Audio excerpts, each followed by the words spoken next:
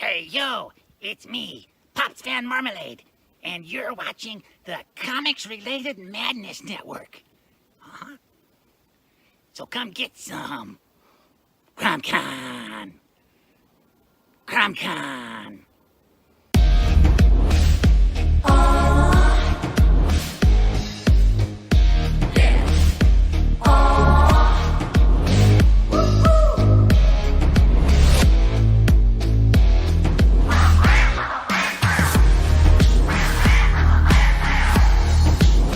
Your favorite podcast, it's Critical Blast. Hi, this is Tim TK, host of That Silverline Show on Tuesday. Join us at 11 p.m. Eastern, 8 p.m. Pacific every Tuesday night as we discuss pop culture and the joys of making comics. And I'm Scott Wakefield, host of Silverline's Wednesday Wham, where we talk about comic books and all kinds of great storytelling, sometimes with incredible guests. And we want you to join us Wednesday nights from 8 to 9 p.m. Eastern. We'll see you there. I'm Roland Mann, and I host Silverline's Silver Sunday. Join me every Sunday at 8 p.m. Eastern as we make mine Silverline.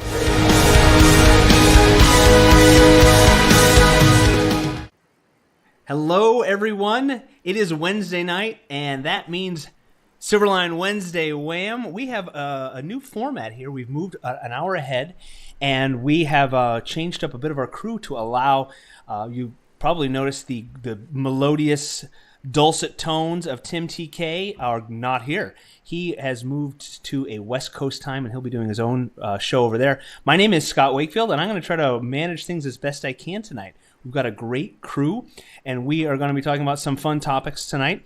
What exactly those are? Well, we'll just have to find out. We haven't put a name to them. And we are going to talk comic books, pop culture, movies, anything and everything. And if you are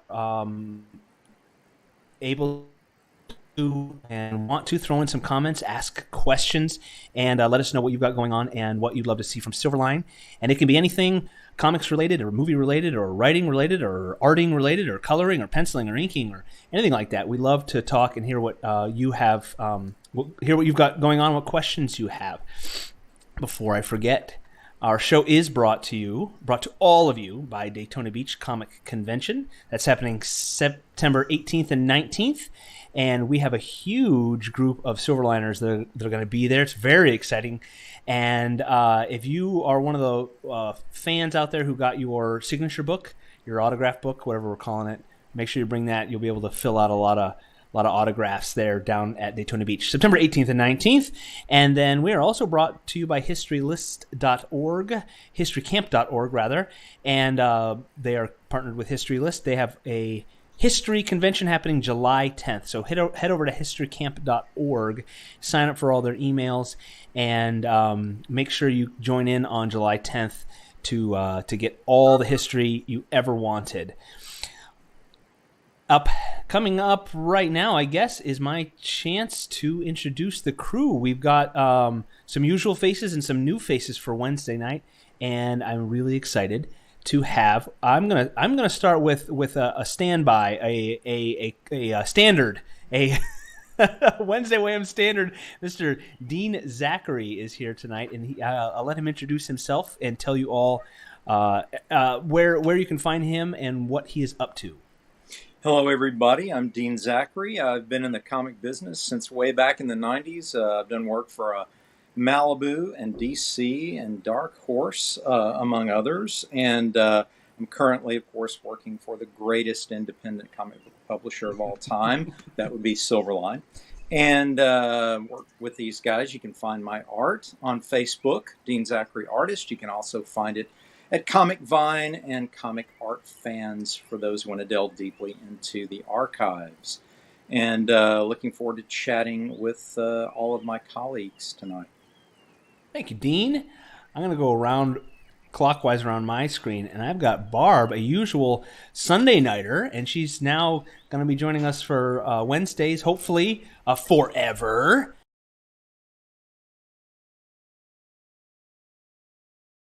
To the industry. So Barb, say hello, tell folks who you are and what you're up to. My name is Barb Kelberg. I have been an inker for 30 plus years. Again, like Dean, started out at Malibu and worked my way to Marvel, DC, Dark Horse, Image, Warp Graphics, now Innovation, And now I am the CFO of Silverline, and I also ink Cat and Mouse, or I'm finishing up the last issue that I will be inking of Cat and Mouse, and I am coloring Sirens, and I am the creator, co-writer, inker, and colorist of the award-winning Divinity, which just had a great Kickstarter with Scott and his Steam Patriots. It was wildly successful. I broke my last record, which was the previous Kickstarter, which was my goal. It was also my goal to beat your last record too. So we did a great job. I'm very happy. So yeah, Barb, you need to have like hats when you introduce yourself like that. You need to have like writer, inker, colorer, producer, CFO, all those things while you make your introduction. Did I cut you off? I think I did. No, I'm done. Oh, all right. Wasn't that enough? That was good. Well, you guys all have the bona fides out there, so I never want to cut you off. And a sometimes Wednesday-er and a sometimes Sunday-er and a frequent contributor to all things Silverline, Mr. Jeremy Kahn. Say hello. Tell folks what you're up to. Hey, long time no see. I'm here. Talk again on Wednesday. Hopefully, a couple more times after this as well.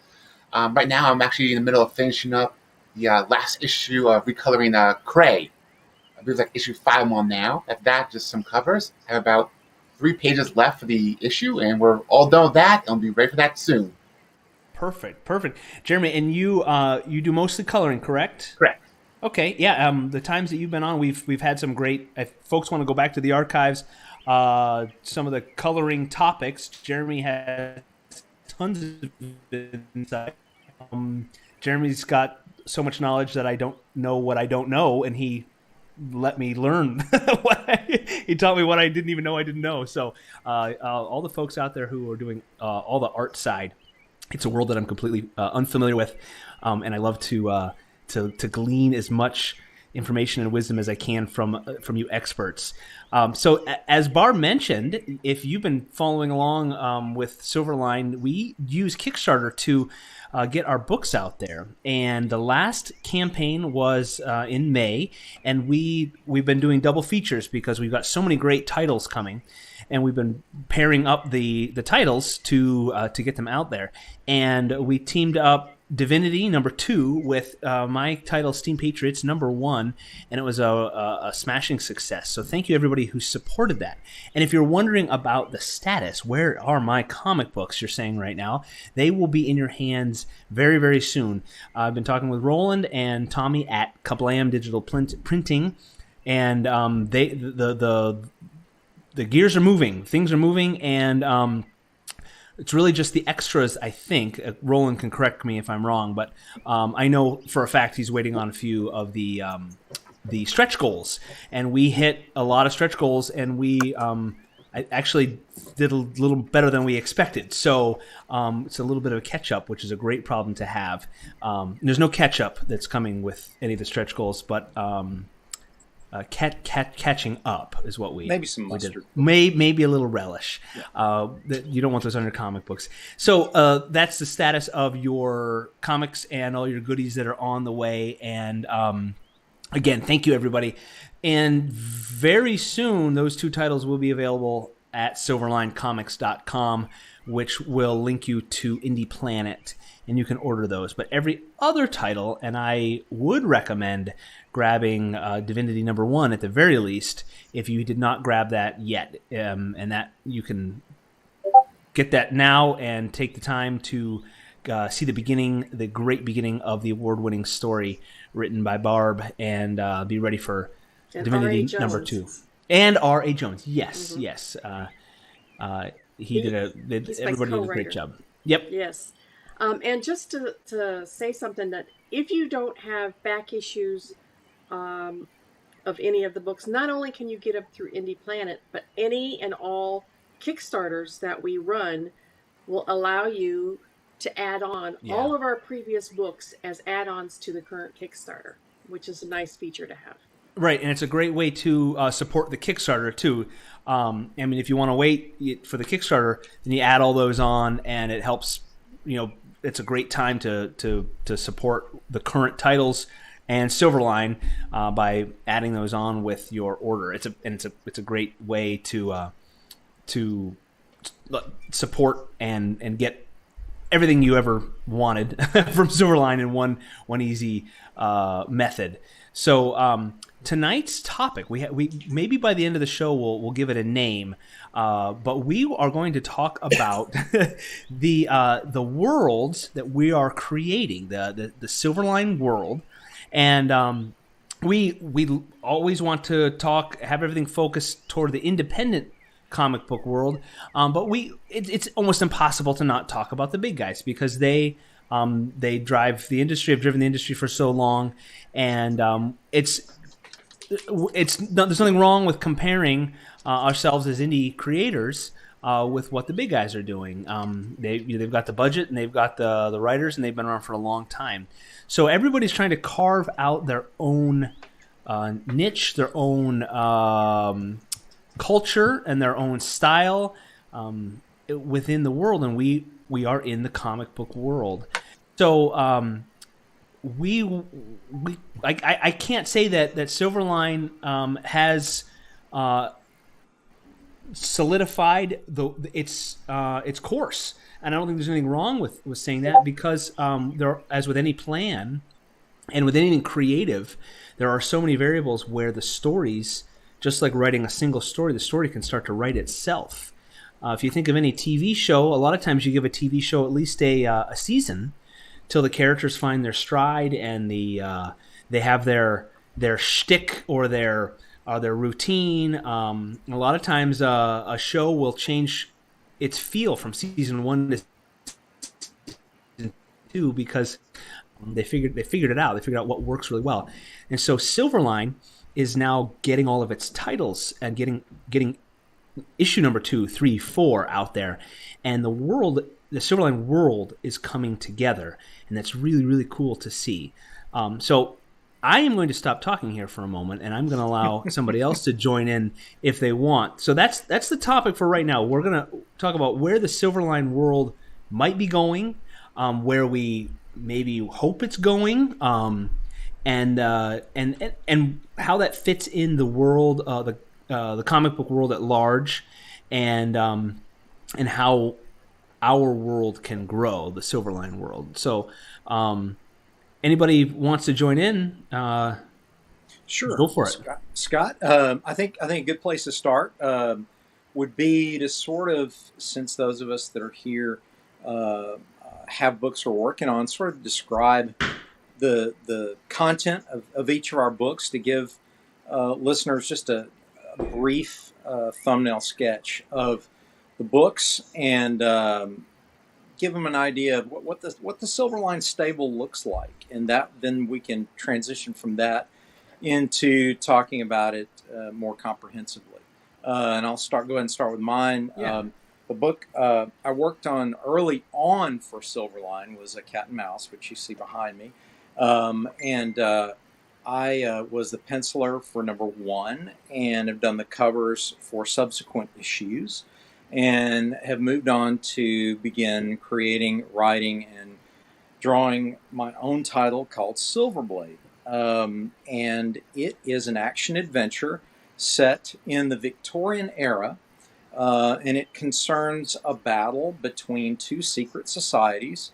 One, an offshoot of the Templars, a group of noble knights who are fighting human traffickers in London, and the other, a nefarious underground group, or cult, I should call them. And the 2 leading characters are a retired U.S. cavalry officer who is in London for reasons that become evident as the story unfolds, and a charismatic archaeologist who finds a silver sword.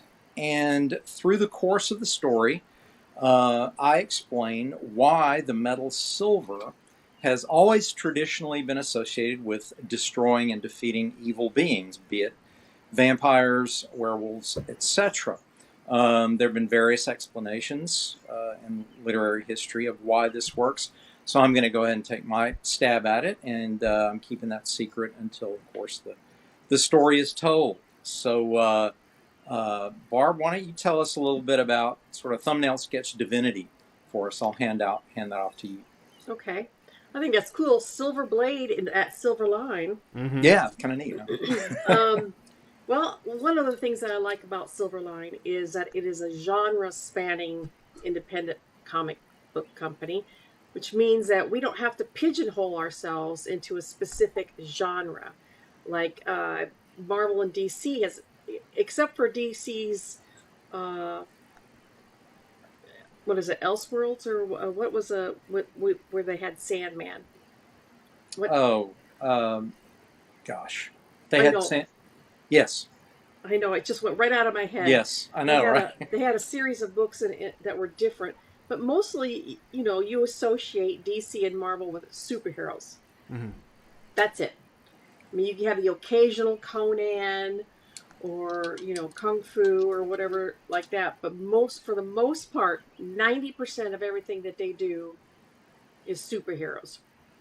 And I like Silverline because we've got a mashup. We've got superheroes, we've got fantasy, we've got horror, we've got adventure, we've got more adult themed, we've got more family themed. We pretty much cover the entire spectrum of what a comic book company can produce.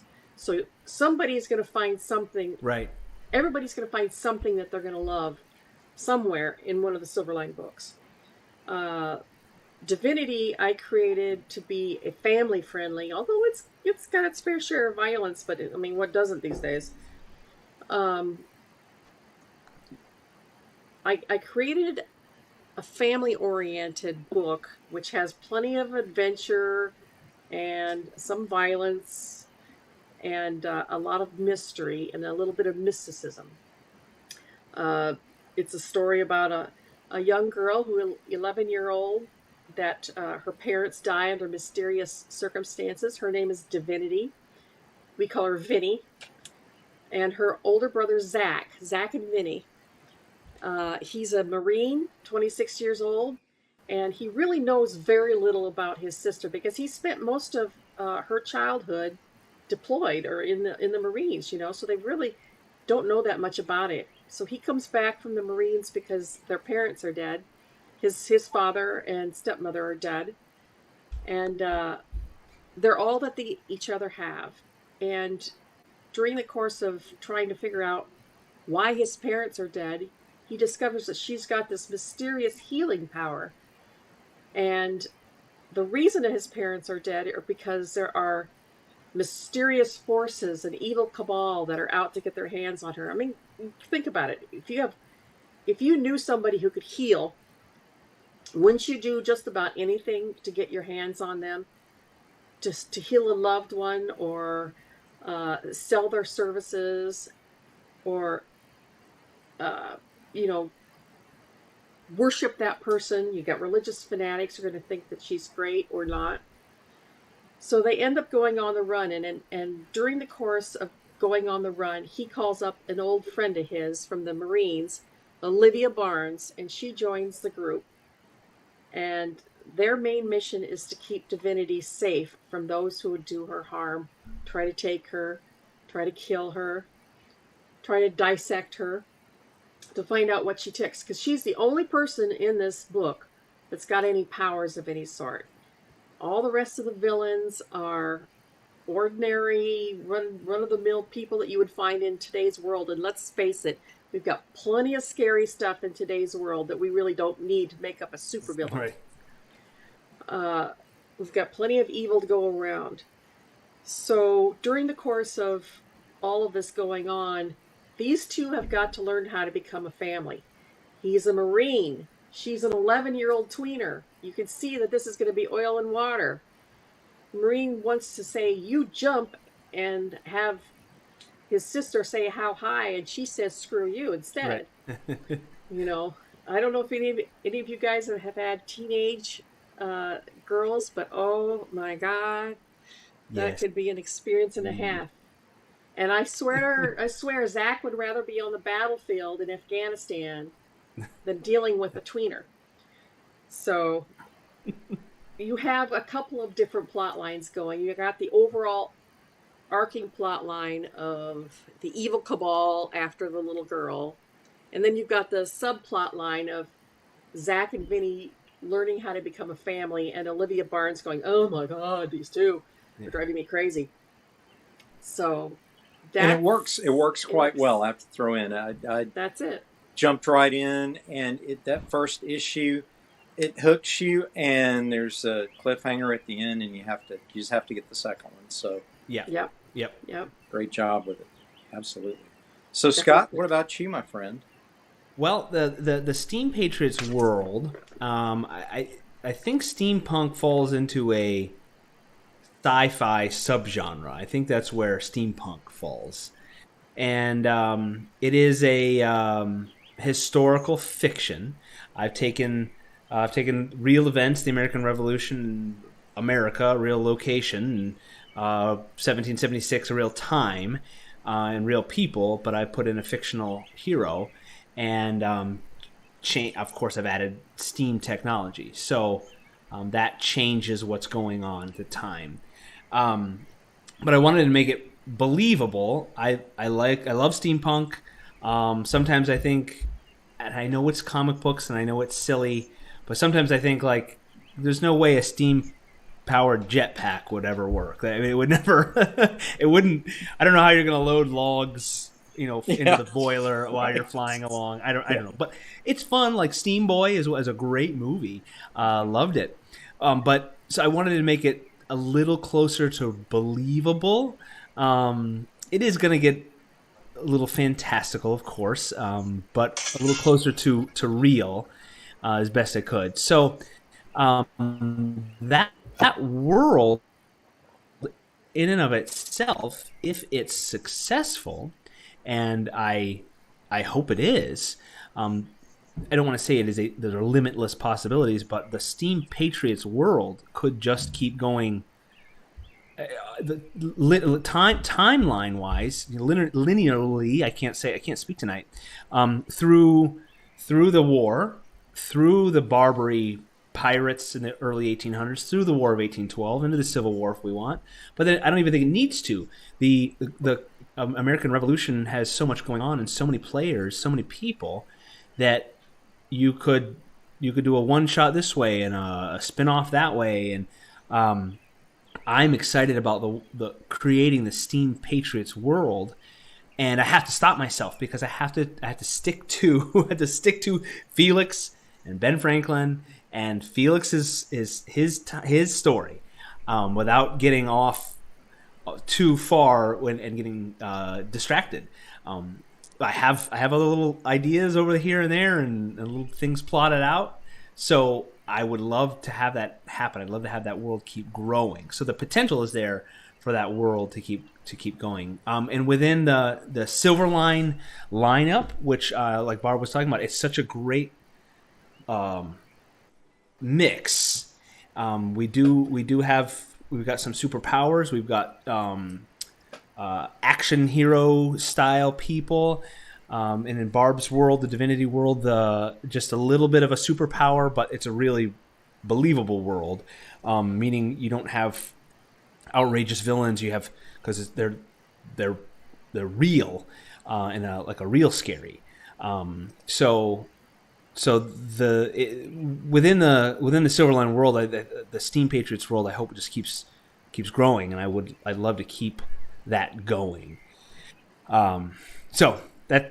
That's the Steam Patriots world just started, and I tried to use all of my writing skill to set the setting, get the characters going, and not have it be too slow. I didn't want to have a slow burn where we learn about them. That you will learn more. I wanted just enough so people are in the action without being confused. I don't like that sometimes where it's like a flashback or you jump right in and then you have no idea what's going on until page 50 or something. So I wanted to get just enough where we know who the characters are. And that was really, I I picked Ben Franklin so I didn't have to explain who Ben Franklin was. Very few people need an explanation. So, but he's not going to. He might not be around a lot. We'll see. You'll have to keep reading. So, that's I can't wait for the world to keep growing. I want people to keep reading it. Jeremy, tell us what you're working on right now. Well, right now I'm finishing up the last issue of Cray. I'm not sure how spoilers will work with this. It's the comic technically came out a good couple of decades ago, but Right. basically, it's like a Conan Barbarian, type story where you have this guy who's raised by orc like creatures. Don't know how to do this without spoiling too much, but basically his loved one gets killed. He goes over on this revenge quest against this monarchy type queen and everything. There's a space lasers with swords and magic. So kind of a classic fantasy style with magic. That's fantastic. So would you say it's sword and sorcery? I mean, yes. Okay. Yeah. Okay. Yeah, looks like there is definitely sword and sorcery. Like first good 3-4 issues are basically all that. Then later on you start introducing more of the sci-fi elements, like the laser guns and so forth. Sure. Oh, that's but all of it does take place in like a Conan type world where it's like a old kingdom, desert landscapes everywhere. It's nice. I mean, don't you get the feeling, Scott? We're really covering a lot of territory. This is a wide earth here. Oh yeah. Yeah. I was looking, so I don't want people to click away from our stream here. I don't like directing them away, but always everyone should go to silverlinecomics.com. Across the top is titles, and there's a drop down, and some of them have more information than others because the titles are growing and they're the active titles that are being worked on. But I like Cray. Cray's good, so it's silverlinecomics.com/title/Cray, and we got an image there, and it's like a barbarian story. That's the description so far. But it's there, so if folks want to see all of the titles. There's more or less information per title, but it's neat to see all of those titles that drop down. It's too big for my screen. I have to scroll up and down to see it all. So and everybody's bio is on there too. Right? Yeah. Nice. So all the creators are there too. All the flattering images of us. Yes. the mine includes all the projects I've worked on, so be prepared to scroll for a long time. Yeah. So the Silverline world, I don't know, Dean, if we wanted to talk about thoughts, because we were discussing before we got started, viewers, that how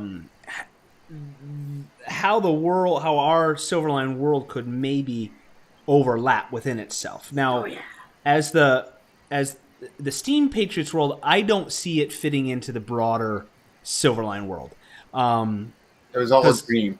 What's that? It was all a dream. It's all, yeah. We'll have, when it all wraps up, we'll have some character that looks roughly like Roland Mann wake up. The end. It was like the Dick Van Dyke got it. We're gonna pull a Bobby in Dallas. Yeah. He'll come out of the snow globe and like, what? What I thought we'd also just talk for a moment about if someone, obviously most of the fans are familiar with the big two, and if they were unfamiliar with Silverline, and you were going to suggest a Silverline book, and you were going to describe the world of Silverline publishing to them, would you say it's more like one or the other, or neither, or would you say picture us more like Malibu, just to give them a foothold of, okay, how do I step into this world? Am I going to like this? Am I, before they read anything? What would you say, Scott? I would say I would not make a comparison to the big guys. Okay. Because if you say Marvel or DC, you say Marvel, and now they're going to think, oh, World of the Avengers. Sure. Or X-Men. Or X-Men, but I mean, right now Avengers is the thing. But X-Men, that world of the superheroes inhabiting the world, or mutants and that's the big story, that how the world handles mutants, how superheroes protect the world. And then if you were to say DC, well, we've got Batman, Superman, Justice League. So those worlds are superhero heavy, and they've been since forever. Since the 40s. It's I would be reluctant to compare Silverline to the big guys, but like Malibu, or we're an indie publisher, and so our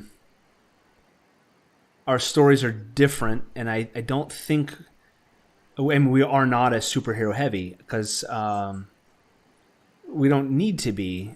We can have the sword and sorcery, or the espionage, or the crime fighter spy type people in our world.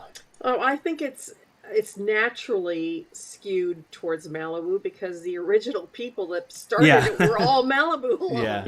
Yeah. That's my feeling exactly. Yeah.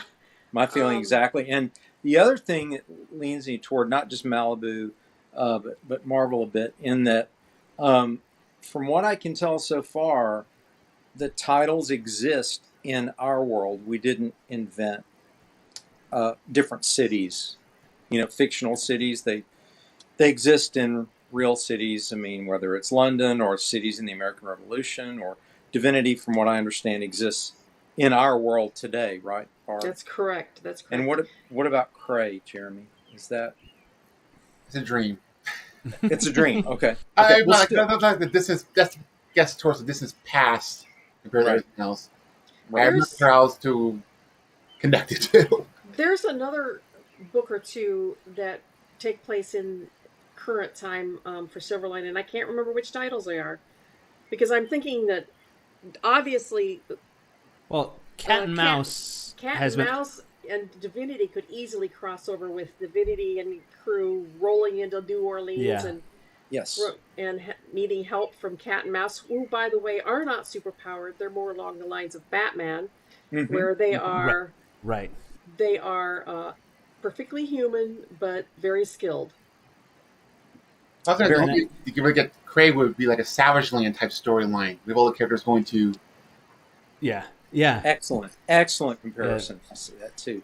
So I feel like I'm getting the Malibu vibe, just sort of, you know what I mean? Just like Barb said, just by the very nature of the evolution of the worlds that came alive through the creators that invented them. Well, yeah, the first half dozen creators we had were like all from Malibu. It was Dean and Roland and I to begin with, and then it was like, I know somebody else from Malibu that could jump in and do that. I know an old Malibu person, and so the first half dozen people were all Malibu people, and then we started finding very talented people that were started kind of hanging around us and like, yeah, come on in. When you're lurking, yes, lurking. Then he found the talented people, and then he found folks like me, and clingy friends. And it was like a spider going, "Step this way, come into my parlor." Well, the attractive part for those of us who worked for many of the other publishers was that there wasn't a heavy-handedness to the editorial side at all.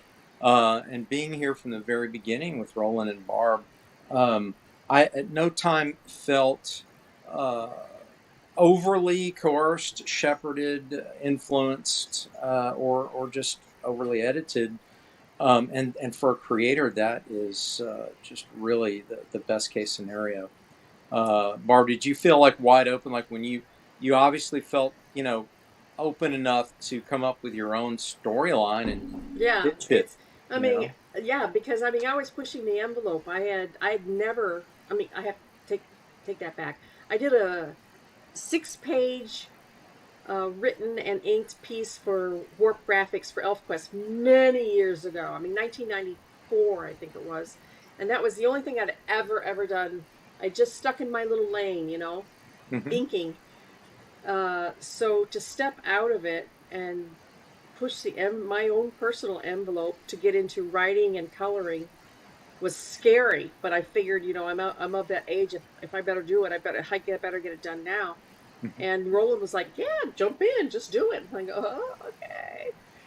Yeah, So that was refreshing, and also you probably felt this way too, Barb. That you know, as a penciler, we were just hired guns. As an inker too, and you kind of, this was the script, and this is how it's done, and here are your fences and your limitations, and you work within this rule book, and this is what you do. I mean, sometimes more diligently than others.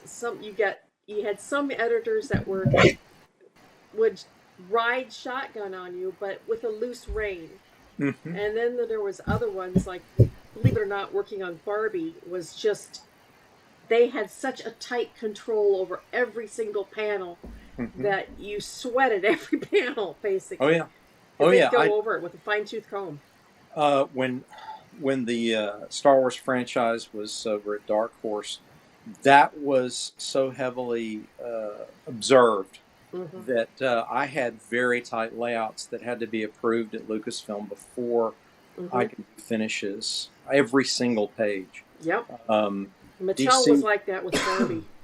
Yeah. You could only have 3 eyelashes. Yeah.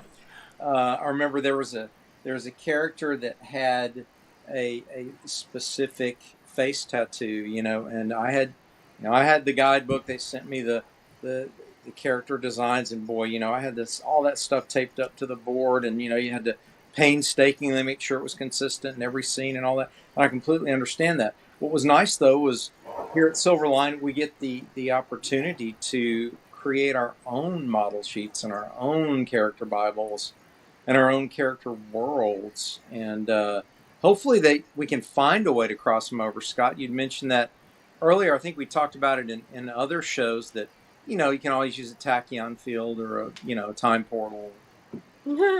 Maybe transfer the characters from one place to another.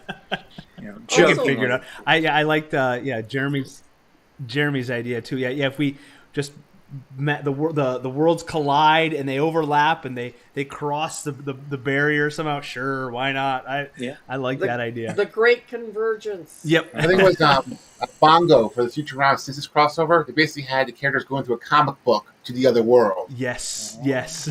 I like that. I love that. Hey, before Stephen Brown on YouTube thinks we're ignoring him, he's got a question. So, we've got Stephen Brown from YouTube asks, do we plan to make collectible figures later on down the road? And I'm going to answer that.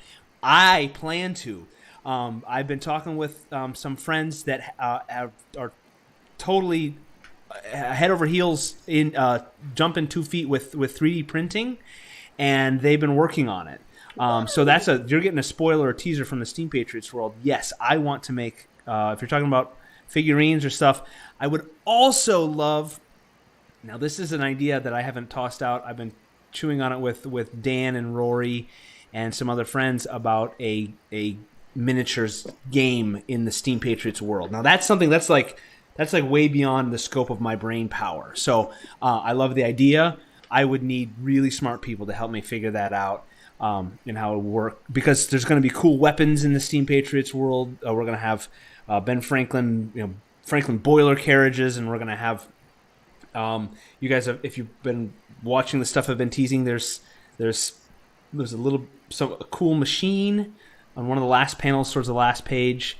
I don't want to reveal what's going on there, but it's a cool world that has the potential. So yes, for the Steam Patriots world, I would love to start making collectible figures. I don't know what. Absolutely. Yeah. I would love to see Divinity have action figures. I think that's a bit down the road yet. We had talked about making the Divinity her necklace. And Roland, he does Trumps, which is a comic book based upon cards. Yeah. The aces, the spades, the clubs, and the hearts, right? Yeah. And they had talked about making a Trumps card game, which I think is fascinating. Yeah. I love the imagery that trumps the whole span, and that the team that put that together did a fantastic job from the whole thing. It's just a really visually amazing book, and the story's great too. But I'm part of comic books. And each character looks different. Yes, yeah. I love that. I love that they all aren't cookie cutter superhero looking. Right. And they're not quite superheroes, right? Because they're like almost like a Superman, because they're in another world, so they have their own set of abilities there. I think if they were to come to Earth, yes, they would be some sort of superhero, right? Yeah, but the Jack of Spades has got this real slender build, and then this guy over here's got the more hunkier, and they all have they look like real life people. They are all the same size. Right. Yeah.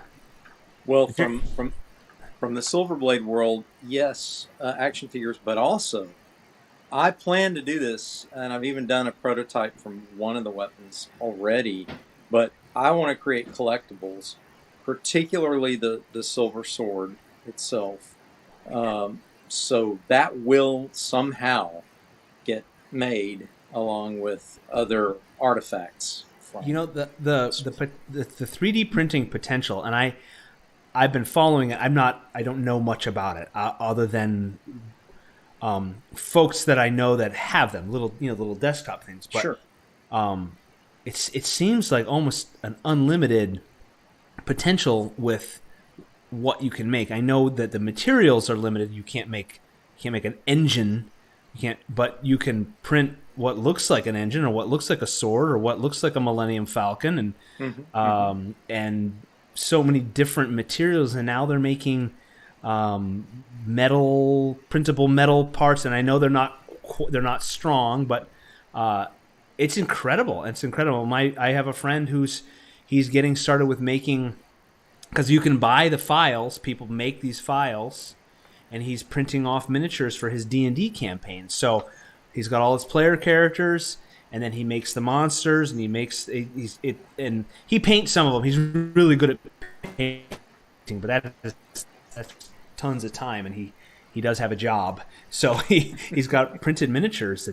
It's incredible in the detail that they come out with. And so why not? Because again, now we were not relying on big companies to make these action figures. We can print them off. It's super cool. Yeah. Will they have so articulated yes. limbs? So you can make them. Yeah, you can make you can do the little guys that don't move, but you can make limbs and hinges and all the parts. And you can make them big. You can print a torso and the legs, and you could make full size, whatever size you want. It's pretty incredible, and that it's becoming easier and easier and easier to just buy one off the shelf and learn the software. And the design software is becoming much easier to use. People were starting off, you kind of had to have a CAD knowledge, someone else that I know, they were using, I think it was CNC software, because it moved, the axes move in this way and print this way and that way. They were actually printing, friends of mine were printing reeds for bagpipes. They were bagpipe makers, and rather than messing around with a natural product of reeds and cutting them and shaping them, and because that's what woodwind instruments and bagpipes use, they got a bamboo infused plastic filament, and printed long ways like a plant would grow, and made reeds for bagpipes with a 3D printer. And so they could get a consistent product. It was pretty cool. It was pretty amazing. So that's just one example of an idea that you wouldn't think about that somebody thought about, and I think it's amazing.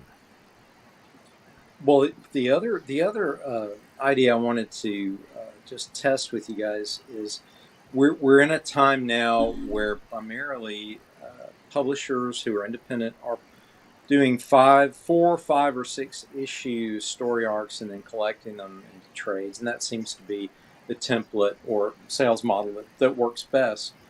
Do you guys as creators feel that that's going to influence how the Silverline character stable evolves? In other words, are you going to stick with the same title and just keep doing, 4 story arc collected, next 4 story arc collected?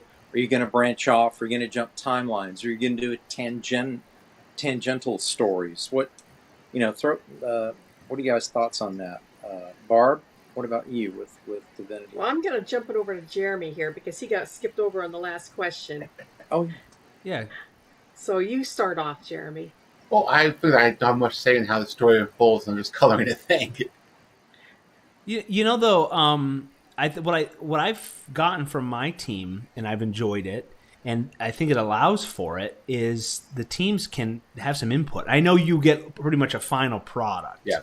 But I think, and you are coloring a story that's done. Yes. You can't go back and say, hey, we should have done this. But Let's do a Butler in line. Tell them to do another issue. Right. I think that what's nice about the Silverline teams is it's small and we're fluid, and there's not the input from for my story. I mean, I got input from my team. It's great, and I was surprised that I liked it because I think group project is one of the worst phrases ever in the history of the world. I don't like a team of people working. I know that sounds horrible because like when you get a job, like how well do you work with a team? Oh, I'm a great team player. Yes, I love the synergistic motivations that we can. No, I want to just do it, and I don't want to rely on anybody. But with creating Steam Patriots, when I would write out the page, and it was a mix of full script and Marvel style. And for those of you out there, I sound like I'm so learned and I've been in the industry. Full script. You just describe, the writer describes every detail to the penciler. The penciler is the first line of art. Hero in the left side of panel 1. Hero is in the left corner looking to the right, and this is what he says, and this is what he does, and this is the tree that's over his shoulder, and that's full script. The Marvel style, or what's the other? They don't always call it Marvel style. It's more. I guess, does everybody call it Marvel style? Yeah. Yeah, they do. I mean, it's also called just a rough plot where right. Yeah. You're told basically the page starts here and ends here. Right, and so and that leaves a lot for the artist to create. And so because I'm working with new, it's a new story, new artist. It's a mix, and I've been very pleased with allowing the artist, because the artist is thinking even more visually than I am. And when the artist comes back with an image that most of the time, it was very rare that I said, I don't like that. Most of the time was, wow, your interpretation of my words has blown me away. So this all started with, saying, Jeremy, I've enjoyed, I don't know if you have felt like that, but I have. If anybody on the Steam Patriots team was to come back with some thoughts. Actually, when Dan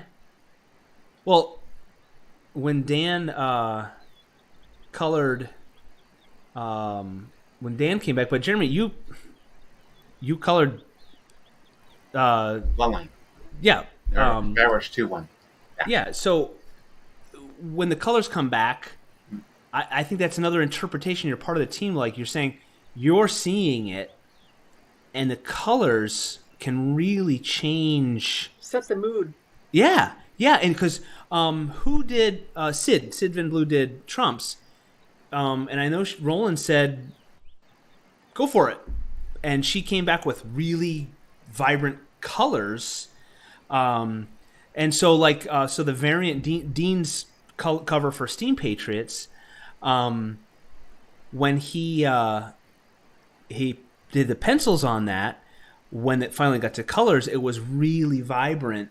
And it could have been more muted. It could have been. So, anyways, I think you can set the, like Barb said, set the tone, the last visual tone for the whole feel for the story. Tone and ambiance. Yes. And I always experiment a little bit, and show it to whoever's their side of it and see what they think. Like I was doing the Bloodline. There was a couple of these real nice impact pages, splash pages. So I decided just to knock out all the blacks on the page and say, hey, I know I got rid of a lot of your inking, but does this look good to you? And with the creative what I'm doing now, I'm doing something similar where I basically, like I mentioned before, when I was doing the first couple issues, I sort of went the full render route, and I figured, no, don't do that. So I actually bought the entire run of Tarzan from Marvel, went through all those to find out good. So basically, coloring now is very vibrant, very like there's a lot more experimentation with the coloring now. The result, and Roland really likes what I'm doing with that now. I like to get mood boards because I'll have a series of panels that are set at a particular spot or around a series of events, and depending on what those events are, if it's a somber event or if it's a violent event or if it's just talking heads or whatever, I'll get a mood board and I'll keep the colors consistent throughout that entire scene. So usually if it's a action scene with lots of violence, I'll have much brighter, more vivid colors, a lot of red, yellow. If it's a scene I have a scene in a big old English-looking library, and I actually went to online and looked up English decor, and I picked out like somber greens and old golds and stuff like that, and put that stuff in there. So it's got to have a mood board for me. That anyway, for each set of scenes. We in one of maybe was it my article for the blog, the Silverline blog. I think it was because we were talking about, Roland asked me to talk about how much work goes into creating a story, and all of us, we spend so much time, and we wish the readers, the consumers, could see, because people think, oh, I'll just color this. No, you knew what you wanted, or you had an idea, and you had to do all this research.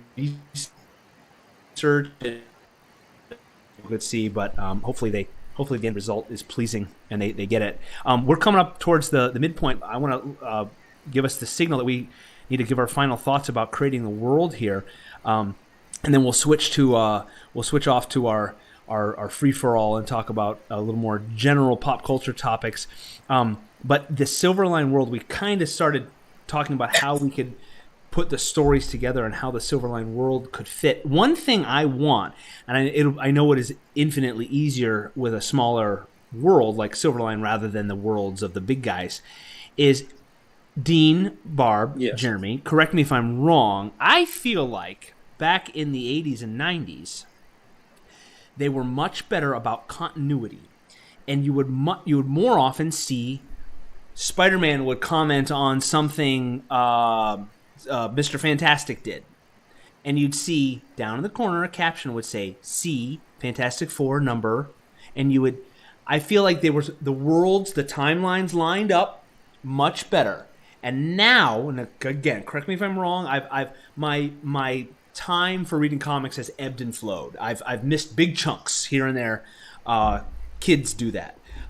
So now I feel like there's no continuity in the comic book world. I feel like so-and-so does this and so-and-so does that, and they never meet, they don't overlap, they don't fit, and that annoys me. I really wish that there could be continuity, and somebody could say, oh, in issue 22, Spider-Man did this, and what's up, Jeremy? I think there actually is continuity still, just unlike back then, there's no real editor's notes pointing you to the previous issue that happened. So, and since storyline is going for much longer now, it's harder to forget or know where the previous mention of it happened. Okay.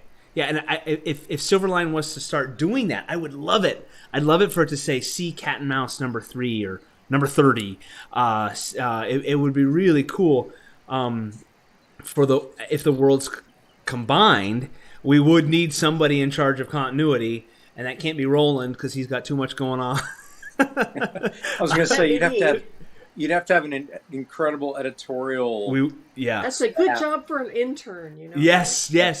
They could say, actually, hey, all right. Wow, we got new people popping in. We've just passed the 9 o'clock hour. That's a great topic to start off on our next hour, is talking about continuity. Somebody's got some screeching going on here. And John is on the level. If you will. I read two books from Marvel, Avengers and Iron Man.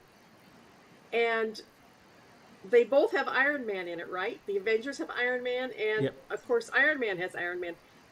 And they are absolutely they don't even come close to crossing over. Right, they're doing it's like two different Irons Man. Yeah, two different realities. Parallel dimensions. Yeah. So we got some feedback. I don't know who that is because John's mic is off. So, is it you, Brent? It's you, Brent. No, it stopped. You clicked your. I'm gonna make noise. All right. Hey, we sound good. Can I get? Am I allowed to introduce the newcomers? All right. I'm not going to introduce anybody just yet. So we do, folks out there, gentle viewers. We have new folks joining us. We have reached the halfway point, and we have been talking about the Silverline world. And I feel like we're getting our stride in the Silverline world, but we're going to change gears here in just a moment and talk just our general terms. We're going to go on the lighter side of Silverline and talk pop culture and movies. And this is the time for people to let loose and rant or tell us the greatest thing that they've seen. We were talking about the Silverline world, creating our worlds, and if our worlds, I'm going to keep saying the word world, if they overlap, if they fit together, and how the Silverline world can keep growing. I want to remind everybody that we are brought to you by and supported by and sponsored by the Daytona Beach Comic Book Convention, September 18th and 19th. Be there. It's going to be just Silverliners. Come meet everybody, get some autographs, buy some comic books. And we're also brought to and supported by historycamp.org. July 10th is their online history convention. Head over to historycamp.org and sign up for their emails. And I have been given the okay. We've got some newcomers. Sorry, not newcomers. They're old and they've been around for a long time, but they're new, jumping on the show right now. We've got John Medic III, looking very, very dapper and not feeling well. I'm told, right? Okay, and Brent has joined us as well. So, John, why don't you say hello? Give a quick intro, and tell folks who you are and what you're up to. Hi, everybody. I came in. I'm hearing echo. Is it just me? It's just you. It's just you. Standard. Hi, everybody. My name is John Medic. I am an editor at Silverline Comics. I guess I should probably throw this in here because Roland had sent me an email a couple of weeks ago that he was changing my title to reflect my knowledge base and the fact I actually haven't been editing titles recently. And the title he was suggesting was going to be continuity editor. So as I came in the last couple minutes of that conversation, I'm like, yes. And Roland had said a couple weeks ago, he's like, oh, you can mention that if you want. And I'm like, cool. Perfect. And I hadn't yet. So that's something that's being discussed. And also the worlds combining. I know Roland's got some stuff going on with Champion and Miss Fury. Yes. And also when I talked to Roland about, my Bay universe joining, we have 2 issues completely done, pencils and inks and letters, minus colors, of a world building epic 5-issue miniseries. So it was cool to jump in when I did on this call. So and I didn't want to speak out of turn about freezing on me again. It's okay. I didn't want to speak out of turn about your title, but I think you're going to be joining the Silverline, the bigger world of titles that fit well together. So that's so awesome. You did. He told you. He warned you. I might mention. I think. Well, you've kind of been teasing it for quite a while. I'm a tease. Yeah, we all know that. So we're we in the second hour. We can't keep talking about our Silverline world. We're gonna switch topics, so you guys are here just in time. We're gonna talk about pop culture. Jeremy has declared no, not even a little Loki talk, not even a bit. So, because I haven't seen it either, so I'm with Jeremy. No Loki talk, but I'm gonna have Brent say hello and tell us what he's up to. Yes, I'm going to start talking now, and I'm hoping that I don't echo and sound like the voice of God like John did, which I actually thought was kind of a cool effect. Well, I kind of am the voice of God, but you know. Don't smoke me. Yeah, so it sounds okay? Okay. So I'm Brent Larson. I'm the creator and I'm the only writer. I'm the creator and writer of Payless, and I'm also the creator and writer of the upcoming books, Cape Town. So I'm an editor of nothing but myself. One day I hope to be in that sacred rank, but until then, I'm just a lowly creator/writer. Just toiling, just hunched over the keyboard, churning out a story, churning out your pulp novels, and hoping to be a hit. Against the government, letter bombs, yes, all that stuff. You will know my name. Angry tirades, letters to the editor. Yes. Yes. So we've got a great crew, guys. Obviously, we are in our new time slot of 8 to 10 p.m. Eastern time, and we've lost a few to allow the expansion of the Silverline omnipresence. And Tim TK, most notably, he is producing the Tuesday show. Is that correct? Can anybody nod? Yes. Does that sound right? I'm getting nothing. Right into proven wrong. I think Tim TK is handling the West Coast Tuesday show, and he's taking some folks with him. And Barb is joining us now from Sunday, and it's awesome. The Silverline team keeps growing, and the titles keep growing. And I want to remind folks, silverlinecomics.com. You can go, you just mouse over titles along the top. There's a drop down. You can see all of our titles, and those are in various states of completeness because some of them are, as Jeremy was mentioning, older titles that were just black and white, and they were the stable, the Silverline stable, and now we're reviving them, and Jeremy is adding new life, bringing them to new vivacity. Technicolor. Yes, in Panavision and Technicolor. Jeremy's reviving them for Way to violate trademarks there, guys. Oh, Trekno color. He's doing an amazing job. So those titles are coming back and better than ever. And so the newest titles for those of you out there.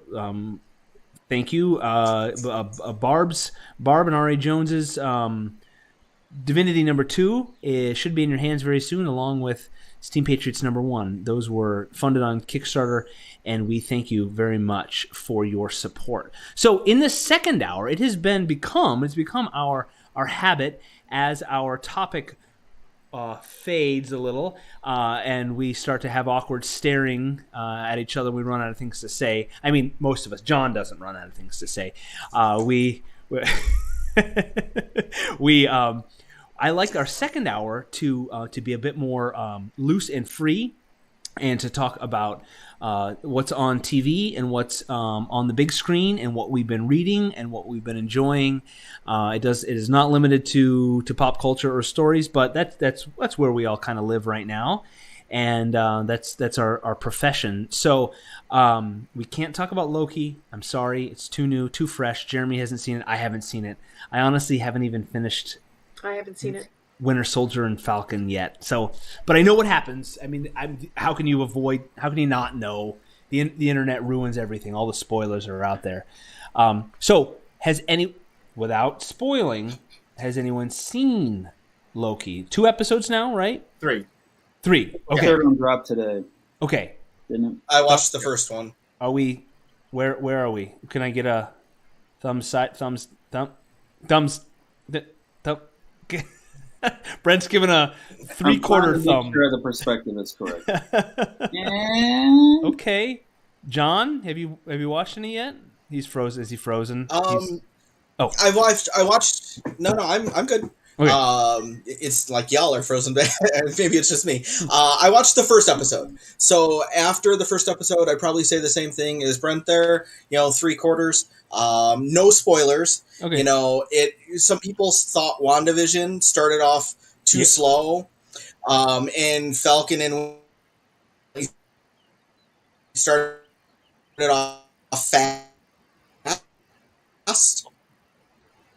I'm gonna find it's up some cool stuff. I'm digging it so far, and of course, like anything else, I trust them to pull it off well. So yeah. I kind of I'm assuming where Brent's going to go with his thought process too. My thought process, we're usually on the same page. I let it play, right? Let it play out. No need to, don't force it. Give it time and enjoy it. Enjoy it. Yeah, pretty much. It's one of those kind of shows where you start out and you're like, there's a lot coming at me all at once. Mm-hmm. And I'll be honest with you, the Wonder Man storyline isn't my favorite. And when the Watchers subplot started to enter, I'm kidding. I just made all of that up.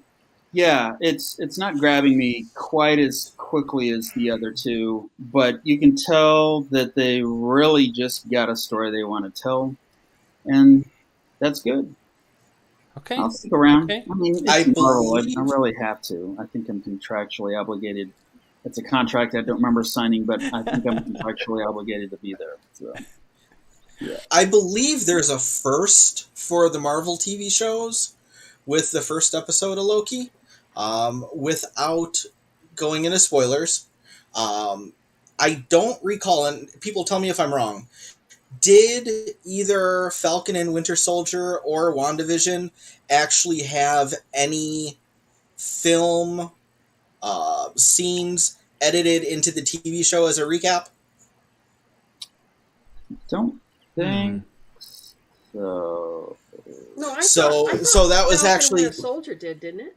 Didn't it have a couple of little flashes? See, I couldn't recall. That's why I was asking. The greater brain. Did. Meld here, but so there were definitely, that was very noticeable to me that they did in Loki. Okay, so that was kind of a first, at least on that level. Spoiler free, of course. Okay, I'm looking forward to Chris Pratt's The Tomorrow War. That's on Amazon Prime. Yes. I don't know if it's dropped yet or not, but I'm definitely planning on watching that. I want to say it has. We're about 4 or 5 weeks behind, 6 weeks behind on everything. So Yeah. Our lives are crazy. You would think, because we're retired, we'd be sitting around eating bonbons. Yeah. But no! Yeah, the weather got warm here, and it's been garden and lawn mowing, and then we had a little vacation. So yeah, I haven't watched. I'm way behind. I haven't watched anything in weeks, so I've got a lot of catching up to, and I don't know when I'm going to do that. We've got grandkids. We've got trying to clean up my brother's estate. I've got artwork. We've got 400 things going on at once, and I'm like, we need a retirement from our retirement. Right. And then a couple of days ago, I dropped something on my iPad and shattered the screen. So yeah. Here I just told the crew on Cat and Mouse that I'm really inking up a storm, and then finally, and then I cracked the screen. But we have a great place here in Madison called You Break It, I Fix It. And they replaced my iPad screen, and I got it back. Excellent. That's afternoon, backups so- in my equipment. Main 1 and 2 backups. Oh my god. Yeah. It's like, no. Oh man, that's scary. Ugh. Yeah. I had everything backed up on Dropbox, fortunately, but yeah, I am very paranoid about losing my art. So I back everything up on Dropbox. I have a purchased Dropbox account because I need all the memory I can get so I can stuff everything that can possibly be lost. Right. On there Oh, just for this reason. So what else? What movies are on the horizon that people are looking forward to? Books, stories, anything that's out there that you're really excited about. And John, you are an educator. You got summertime coming up, right? Gonna life freeing up a little bit. Yes, and no, not really. Because I'm an educator and administrator.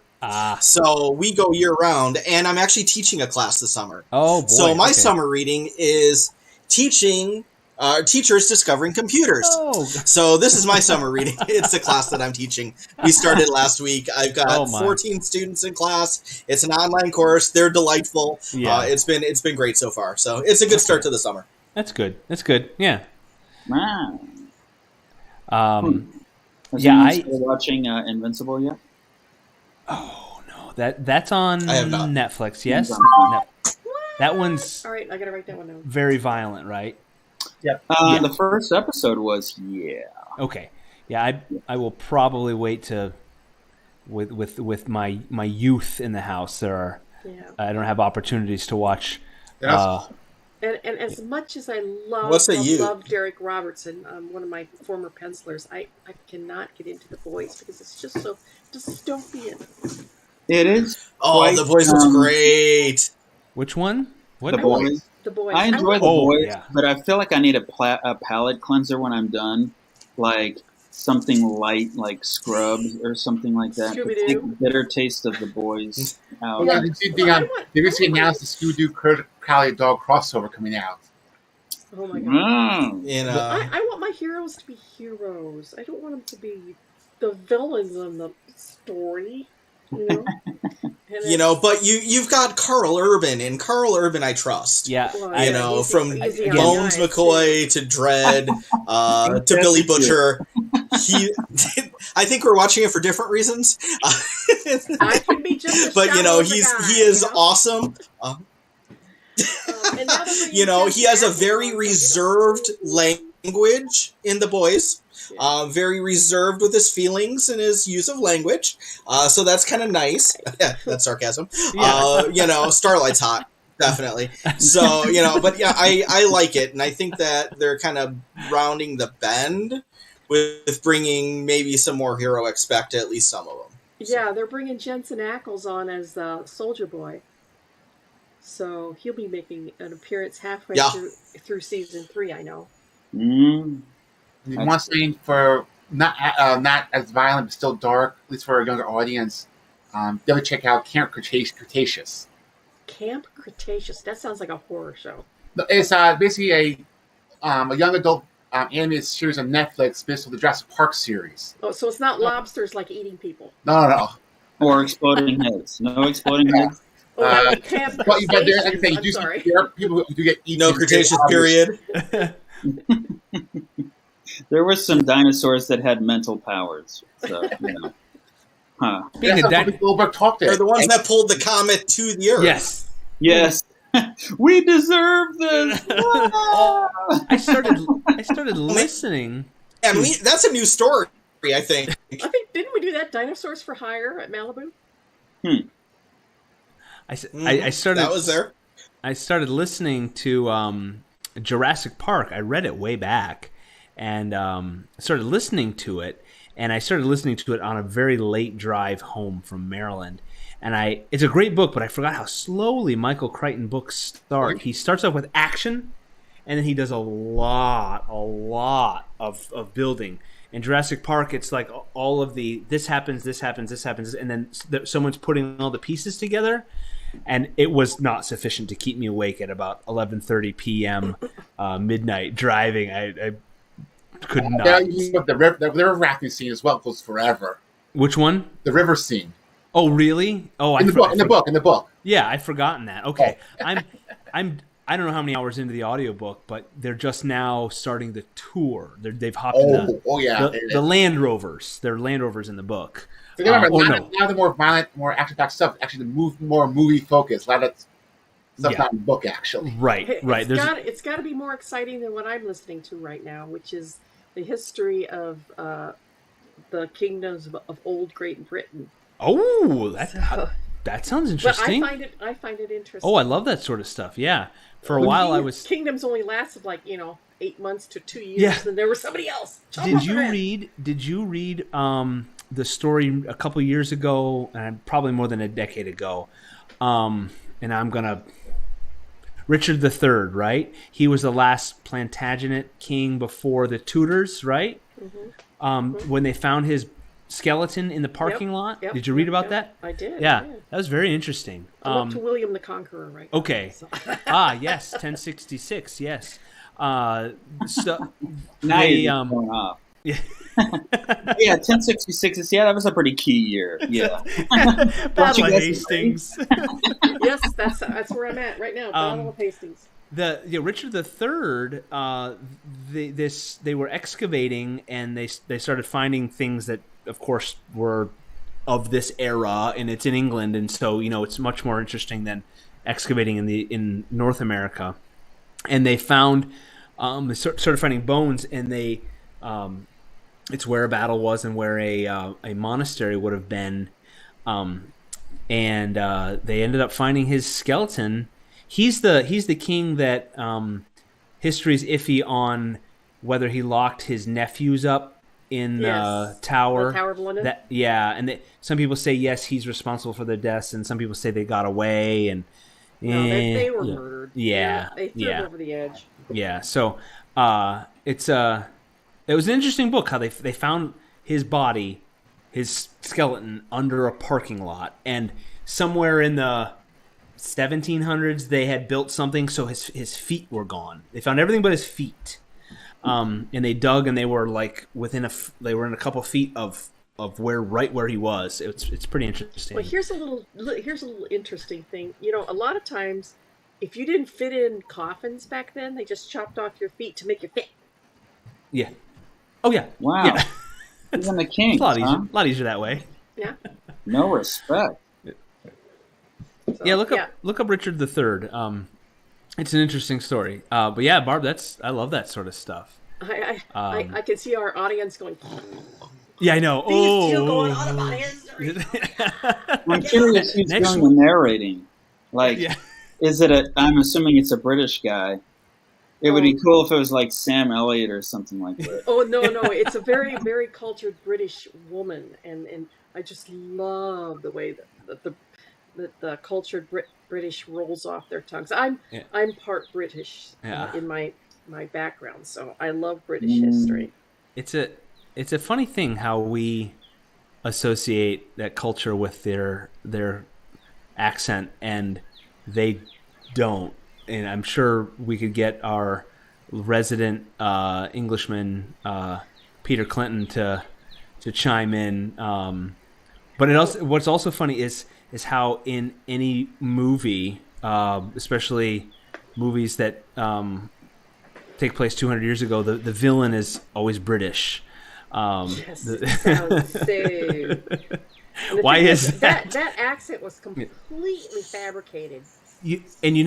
At the time, so like this is in my Steam Patriots research, that the British accent as it is today was not what it was in the 1700s. It's fabricated. Right. It's an affectation that has come to be as it is now.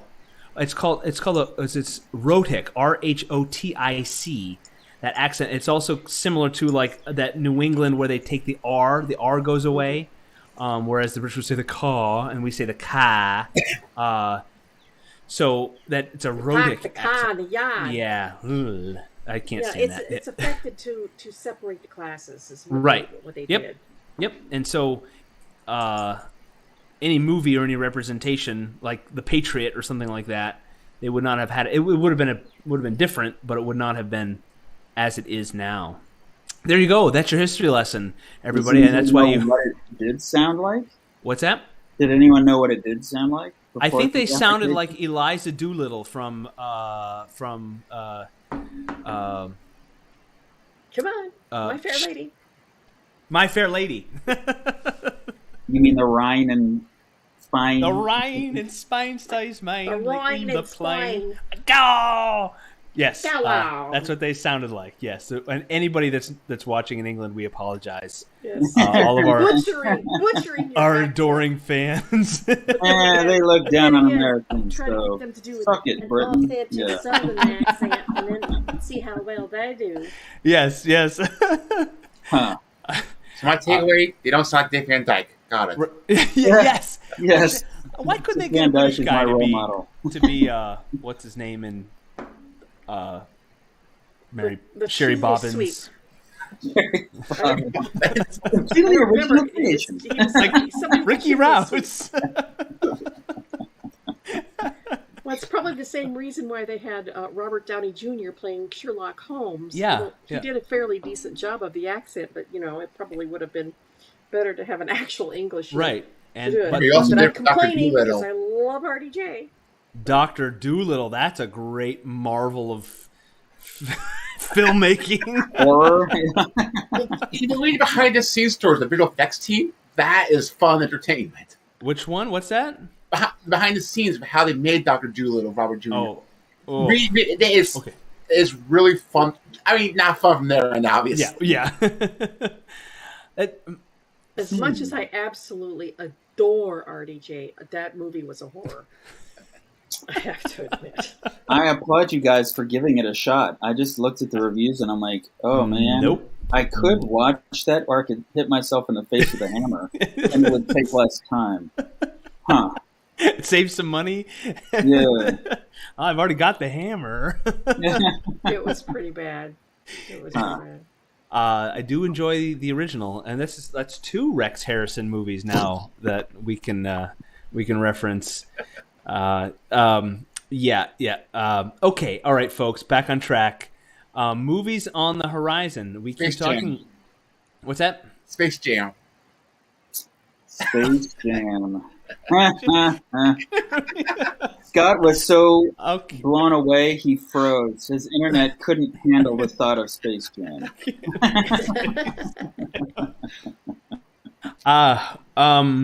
Is this a continuation of the Michael Jordan plot, or is this a standalone story? Do we know? Do we know It seems like anything? a standalone. They changed the world rules in this one. Now they don't live in the center of the earth. They live like in a cyberspace place. Okay. I'll bet you they'll give it a shout out, though. I bet you they will. With the How original? about this Sure, why not?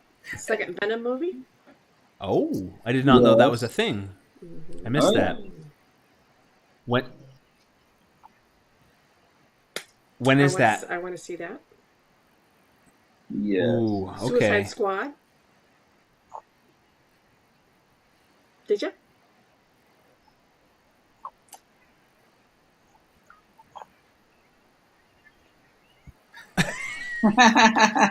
Good. Okay. 10 points. 10 points for using a gape. There you go, John. You're you're leading the pack. I'm agog by your use of a gape. I'm Barb. I'm Groot. Oh, Barb. My goodness. Say. That was good job. Well done. Woo. I will be, and I have not announced this yet. In a few short weeks, my son and I will be driving for many, many weeks across the country in a small car. So, I may or may not be hosting Wednesday nights on and off. It'll depend on my connectivity, and it'll probably be with my phone.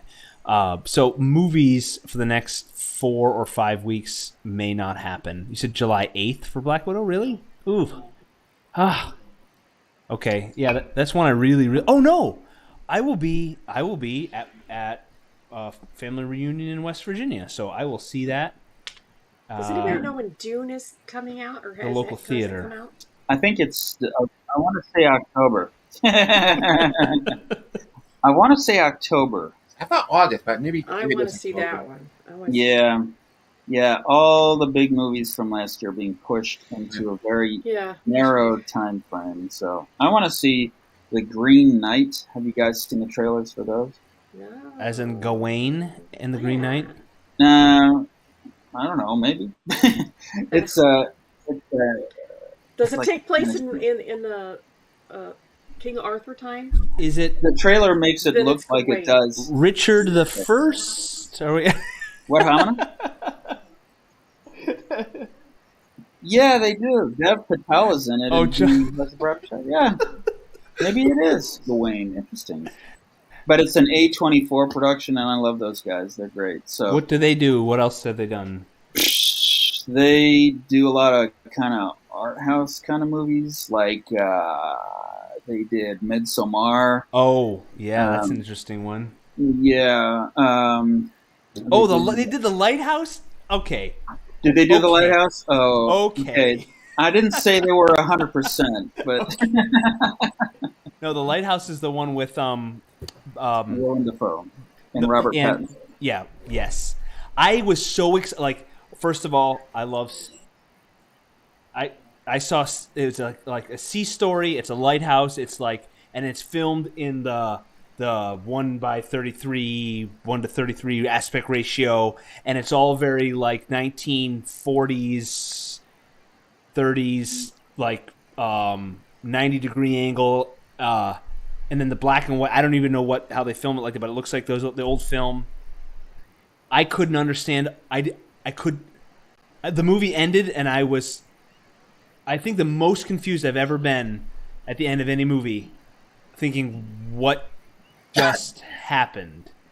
And then I looked it up, thinking, okay, people on the internet are smarter than I am, and all of the reviews said the same thing.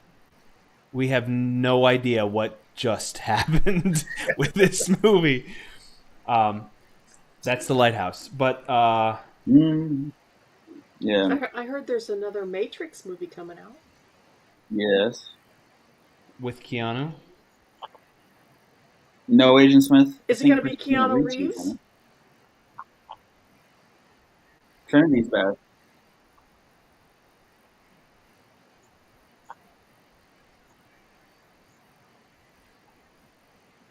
Oh, Elrond. What? Yeah. He was in Lord Yeah, of the Rings. Elrond. Hugo, right? Hugo Weaving. Yeah. Weaving. Hugo Yeah. Weaving. He's been in a lot of movies. Yeah. Yeah. Yeah, I love the part where they get to Rivendell and Elrond comes out and says, "We've been following your career for some time now, Mr. Bag." Yeah, Archie was there and everything. Yeah. It's the mashup of the properties. No. That's Hugo true. Weaving. Oh, there you go. Nice.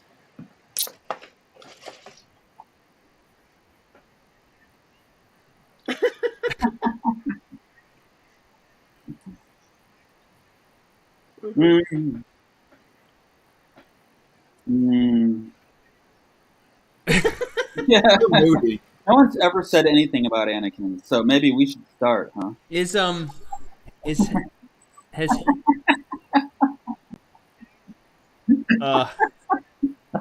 Oh wait, no, John, I forgot.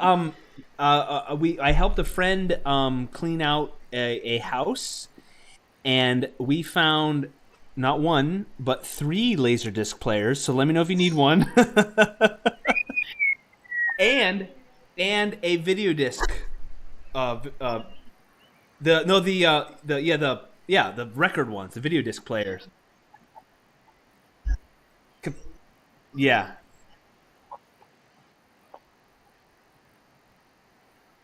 Needle. Yes. Yes. And one of the discs he had, Star Wars. Yeah. So, yeah. You know.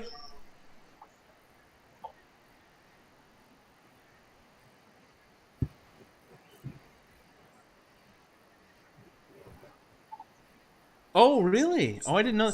Yeah. Interesting. Wow. I didn't know.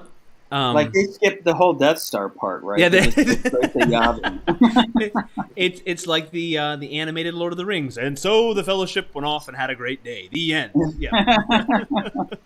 The Ralph Tune in Bakshi next time, version? maybe. Yeah. Yeah, they were so abbreviated, they skipped the two towers and straight to Return of the King. Exactly. Bum bum bum bum bum bum bum.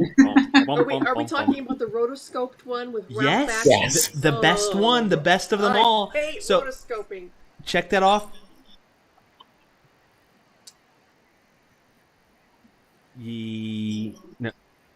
No, Bakshi, Ralph Bakshi. Heavy Metal, Yep. Fire and Ice, Mighty Mouse. Okay. Yeah, but he rotoscoped all the big battle scenes and Yep. horses, and I'm like, Yep. that looks compared. I mean, next Oh, to Cool World. the animated Yes. Cool World, comics and yes. everything. Yes. Yeah, Cool World was his too. But We- it looks Hollywood if she so could. starkly different that it threw you out of the show. But it out of the is movie. a marvel of movie making. Again, I've used that phrase twice now tonight. It is wonderful. In fact, Peter Jackson even grabbed scenes from the Bakshi version to use. I love Ralph Bakshi. I just didn't Yeah. like the rotoscoping.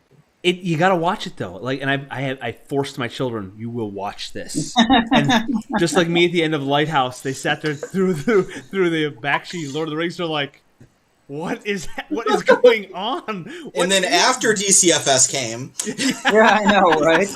We heard some weird stories. Well, if you make him sit through the rotoscoping on Ralph Bakshi, then you have to make him sit through Sinbad and Jason and the Argonauts. Jason and the Argonauts, yes. So that you can see Harryhausen. You know. Yeah. I love Harry Harryhausen. Oh yeah. But yeah, I feel like I have raised my children well by forcing them to watch horrible movies, and they are Mystery Science Theater 3000 fans. We have watched many episodes of that. But yes, and also I make it an annual. I watch the Rankin Bass Hobbit. That is, and I have the soundtrack because they made the record as well. The record is different than the movie, just a little. I listened to that record dozens and dozens of times. So it's on my phone. Yeah. Oh, so to bring it back to Space Jam, what we're talking about. It's on my phone. We listen to that. What was it? What's that? I was saying they basically Warner Brothers just put out a Mystery Science Theater 3000 version of Space Jam using the Teen Titans. That sounds cool. Really? It aired a couple days ago, apparently. So is this like the Teen Titans Go version, Yes. I'm assuming? Yes. They basically sit down with the aliens from the Space Jam movie and watch the Space Jam movie while commenting over it. Where does one find this? It was on Cartoon Network. I don't think it's available digitally yet, but it did air 2 days ago. Okay. See, and I have to, and I've also created monsters because we will watch movies now, especially old cheesy movies or like Christmas movies that we've seen 1,000 times. And my kids will MST3K them, and my wife will lose her mind and tell them, "Shut up! Just watch the movie." It's not a participation sport. I know. Just let me enjoy Rudolph, will you please? You know, talking about like raising our kids right and making them watch stuff. When I was a kid, we had boys' night out. My dad and I. I'm an only child, and for weeks, you know, anything I wanted to do, I wanted to see Star Wars. So saw it like probably a dozen times in the theater in 1977. So my kid heard those stories growing up, hated Star Wars. I was like, yeah, you're adopted or something. And when the new Star Wars stuff like dropped, you know, the merch, he really like kind of dug Kylo Ren. And so we went and saw, of course, the first one, preview night. And he's like, can we go every week like you did with Grandpa? I'm like, hell yeah! You know, so for 22 weeks, we saw The Force Awakens in theaters. We were driving an hour 15 to the closest theater at the end. As long as it was in Illinois, we played it or we watched it. Then we saw Rogue One 20 times, 19 times. Same thing with Last Jedi. Solo sucked. We saw it once. And then, you know, yeah. I liked Solo. I like Solo better than Rogue One. Yeah. We didn't, and well, I want to go back to the Rogue One thing. The actor I did not like, and that kind of just ruined it for me right there. And I don't think we really needed to check out Han Solo's like past, but that was just me. But the one pet peeve I have with Rogue One going into, and Brent, this ties back to when you were talking about, they cut out the Death Star part. I wanted to throw this in. I hated the fact with Rogue One where they left it off, chasing Leia. Sorry, spoilers? Is it too soon? It's like 2016, right? Yeah. You mean they blow up the Death Star? How could you spoil that for me? When they did the chase scene with the ships in Rogue One, they're going the opposite direction in Episode 4. At the very end, they're going this way. Episode 4 is supposed to take place like 10 minutes later, going this way. I'm like, really? You couldn't aim them in the right direction? So that's always kind of set bad with me. We didn't notice they did a U-turn. No, and they did not rotoscope it. Well, maybe they called them some pals and said, "Hey, man, we're all alone. Why don't you come hang out with Maybe us?" it was just from the They all- opposite side view. Maybe they were going back because, like me, it's like, oh crap, did I unplug the iron? So they went back to check. Maybe turn the stand at 4 around. Maybe in they one were episode, it's a bunch selfie. of people watching from the left, and the other episode Selfie is people camera. watching from the right. It was reversed, right? I did notice on the screen when I was showing the book, I saw it like reversed too. I'm like, good thing I can read backwards. So. All I know is when they get the plans, and then suddenly Darth Vader pops his lightsaber, and I'm like, "Oh, this film just got 5 times as good." That was awesome. What, in 5 minutes? That was not even, but that was the Vader we all wanted to see on screen. That was amazing. Yeah. That was great. And of course, like Mandalorian stuff, is that still like spoiler zone? No? I don't think That's so. safe, Go right? for it. Go for it. Okay. Spoiler alert. There. Okay, spoiler alert in case you've been in a cave. At the end of season 2 when Luke shows up and we don't know it's Luke yet. Nice, Scott. Good job. I saw the face like that. The way that Luke was going through and just ripping through all the droids and stuff was very much a parallel to the Vader from Rogue One, and I didn't even pick up on that until I read it. And I'm like, what's that? Oh, Black yes. cloak and all. Yep, exactly. So I was like, oh my Blowing god, up that is like bookended. That's pretty cool. So yeah. Yeah. They did a really, really good job of. how come you don't see much of him, but they did a really, really good job of CGIing a young Luke Skywalker there. Now, you know who I thought it was actually playing him at first? Just first instinct. And Barb, it seems like you like some of the very good-looking guys. Do you know Matt Lanter, the actor Matt Lanter? Nope. Okay, so you know of him. I learned of him from Timeless, which is one of my all-time favorite TV shows. Fantastic actor. He's also been the voice of Anakin in the Clone Wars cartoon all the way through the current iteration. And in The Mandalorian, he showed up. Do you remember when Mando was helping the bunch of baddies with the rebel ship that was like the, what was it called? Like the prison ship? And the one mercenary killed the rebel pilot. That was played by Matt too. Oh, okay. He was also in that new show that just got canceled. Was that Jupiter Ascending, Jupiter Rising? All About Jupiter, something Jupiter. He was in that show too. But anyway, I thought it was Matt Lanter playing him because like the face was just so dead on, looking like him. And I was like, wait, no, that's not. And that's when I was like, damn, that is like a de-aged. Mark Hamill, and it did look good. It really, really looked good. So, the things they could do these days, it's amazing. Came a long way from, like, Tron Legacy with that bizarro-looking Jeff Bridges. That was just creepy. Oh, yeah. See, I haven't seen that. I did Oh, not really? like it. It is beautiful. Did you see the original Tron when it came out, Barb? Years ago. I would need to watch it again before I watched Tron Legacy, which is my plan. Because I got to refresh my memory. Legacy is beautiful. It adds some layers. Story-wise, I still hold to the original 1980.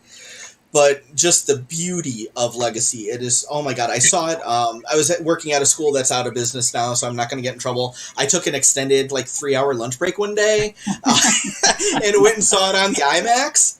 And I am so glad I did. There were me and 2 other people in the theater at 11 o'clock in the morning. And just experiencing it that way, it was fantastic. I still go by Tron 2.0 is the official sequel. Oh, the game. The cartoon? Oh, the game. Oh, the game. Tron 2.0. Gotcha. That the gameplay aside, the storyline was excellent. I've never played that. At least looked like a playthrough for it, because like I said, the storyline itself is really good. What system was that out for? Most consoles at the time, PlayStation 2, Xbox, GameCube, and PC. Okay, so that generation. Cool, thank you. Cool. Huh. Wow. I'll have to check that out. The best face mashup is Superman in Superman versus no, you're talking Justice League? Yeah, when they CGI'd out his mustache? So how many weeks do we get away from not having you host? Not just saying I'm looking forward to it or anything, but I think I just lost all respect. I think I just defriended you on Facebook. Well, you know what they did in Avengers is that they decided to come back after the show was completed, or the movie was completed, the first Avengers movie, and shoot the scene where they're all eating shawarma. Yeah. And Chris Evans at the time had a mustache for the role he was currently playing, so he just pretended like he was really tired. And he wow! he had this mustache. That's a lot better than Superman. He did it like this, and they shot his angle that it was just enough to hide his mustache. Yeah. Captain America. Oh, that's funny. Oh, that's cool. I never knew that. Why couldn't Superman just pretend like he was tired? Or eating shawarma. That's right. Superman's eating shawarma, and Batman attacks him. Get up! I mean, it could have been down to fight. The dude was dead. He's been resurrected. He needs a sandwich. Come on, hook him up with some food. You know, it's not that he went bad. He had what's that called? He was angry. Yeah, and that's a real thing. I didn't think hangry was a real thing. And then I started dating my girlfriend. And one night we went to a concert right before pre-COVID, and she hadn't eaten, and then she was starving, and every place was closed. Oh, hangry's real. Hangry scared me. I'm still not okay. Traumatized. You need yes. for that one. PTSD. Yeah, therapy. As a man who suffers from hangriness, yes, it is a real thing. Do not make someone angry and hungry. Keep a Snickers in your bag. Now wait, let's back up a second. Is hangriness a word, or would it be more like hanger, or hangriness could be a thing. Because is angriness a word? No. Or is it? Is hungriness a word? Anger is a word. Anger is a word, and hunger is a word. So it would be anger. It would be hunger. Hanger. Anger.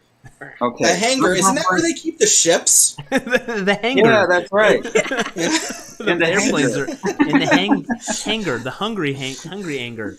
Where are you putting that Snickers bar? Oh, next to the ship. You know, it's probably the stealth bomber taking care of the hanger. Yeah, it's there next to the Millennium Falcon. Yeah, they are involved it. Now that when Barb said of Millennium Falcon, I don't know why this just popped in my head, but if any group's going to appreciate it, I wonder if the Millennium Falcon could ever hit 1.21 gigawatts. 1.21 gigawatts! Yes. That's another topic. We should talk. Maybe we should have an entire episode. Man, we could talk forever about plot holes. Wow. If we want to just stick to Star Wars, Star Trek, Back to the Future, Indiana Jones, my goodness, we could have. And there are only 3 Indy Jones movies. I know. What they're obligated to say. 3.1 is coming, or something, whatever you want to call it. Oh yeah, I heard just today. I heard that he's making another Indiana Jones. I mean, what have you seen the photos? Look at the photos. Yeah, I saw some of the set photos too. Yeah. Well, What's the Brent the Simpsons episode where it's like Star Trek 12? So very So tired. The Klingons are attacking out the port bow again with the Klingons. Again with the Klingons. Still what you do with young Indiana Jones type thing with the fifth movie, where just him bookending and having the younger. What that wasn't that called the The Adventures of Young Indiana Jones? Yes. And they That was a good series. I liked that when I was a kid. yeah. And the actor, he's the guy. He's in Boondock Saints. What's his name? Not Patrick Leonard? Is that what it was? Yeah, not the Walking Dead guy. Not Reedus, the other one. John, He was. wasn't it Patrick Leonard? I don't know his name. It was 3 names. Anyway. Yeah. He was That in actually was House. a good series. And Harrison Ford did make a cameo appearance in one episode. Do you have like an eye patch or some type of bandage or something? Yeah, the old like Indiana Jones. He did. He had an eye patch. He's Because he 79 would- years old. How is he going to play in Indiana? He really With a broken hip half the time. Harrison, we know you're watching. We love you. We love you, but you're. We love you so much. No one else was able to be Han Solo. That's why I hated that film. We're concerned about your health. This is elder abuse. We're really concerned. Well, This is for they drove a someone dump in their truck full of 60s, money so to you his know. house. I know. Just buy a plane to his house full of money. Yeah. Was I supposed to say no? I'm not Yeah, trying to be ageist here because I am the oldest, probably the oldest one here in this group. But Barb, that- the 38 poor- is not old. I wish. But yeah, I just can't see what running. Okay. I know. Well, He can do it. I mean, Call the Wild, you do see him running in that. well, what they'll probably do is it'll be like this, or he'll be like, "Here they come!" And they'll cut to a guy in a jacket and you just see him from the back. You know, when you just spun around, you know what you made me picture? It'll be like the running scenes from like the Batman 66 TV show. Yes, Scott, you got it. Yes, with him and Burt Ward going. You know, they're like mom jogging at the mall. We're like the old cowboys. I'm getting a stitch in my side. I hope it's I'm a riding stitch a in horse. time, Robin. Yes. I And all did the happen to people be see like, this. "This foam. is so great. We'll forgive you for Kingdom of the Crystal Skull." Yes. That was a fan film. He got roped into that. Mm. So, you know, okay, so if we're going to talk fan films, because I guess I'll try to derail to that one. Yeah. Did anybody ever see the Power Rangers fan film that came out that had Kara Thrace from Battlestar Galactica, also plays Bitch Puddin' from Robot Chicken. Oh my god. John, do you remember her name? Sorry, okay, my kid don't remember her name either. Her and Dawson from Dawson's Creek. Oh, come on. James guys. Vanderbeek is that guy. Yeah, Vanderbeek. And... Oh, okay, I'm going to You're not Google it. talking Katie Sackhoff, are you? Yes, Katie Sackhoff. So Okay. this dude got Vanderbeek and Sackhoff and a bunch of other people to do his fan film, and it was awesome. There's 2 versions, one with nudie bits that got yanked right away, and one with no nudie bits, not Katie's and not Vanderbeek's. Yeah.